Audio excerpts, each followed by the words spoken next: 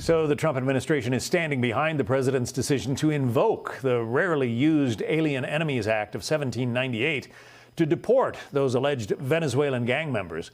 Last week, Florida Highway Patrol made the first arrest using that authority, taking in an alleged Tren de Aragua member wanted for human trafficking. Here's Attorney General Pam Bondi talking about the law on Sunday Morning Futures earlier today.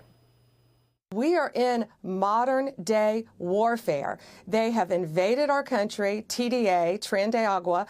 They are organized. They have a command structure. They are sending money to each other throughout the country and out of the country back to support their terrorist actions. It's modern day warfare, and we are going to continue to fight that and protect American citizens every single step of the way. Here to weigh in, retired Homeland Security Investigations Supervisory Special Agent Victor Avila. Victor, you heard what the Attorney General had to say. We are essentially at war with Tren de Aragua. Some people say that's hyperbole, that it's overstated. What do you think? I don't believe it is, John.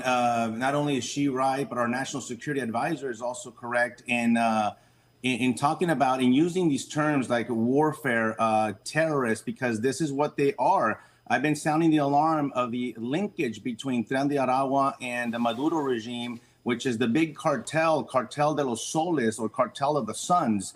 And that linkage is a national security threat to the United States. Also, let's not forget that Tren de Aragua's linkage to the Mexican cartels. A lot of them, obviously, because they came through Mexico, made contacts with these cartels that recruited them and helped them financially, because we know that they sell their drugs. We know that they participate in the illicit activities in the United States. And so let's not ignore that linkage as well. So you think that in some respects, Tren de Aragua is actually acting on behalf of the Maduro government in Venezuela?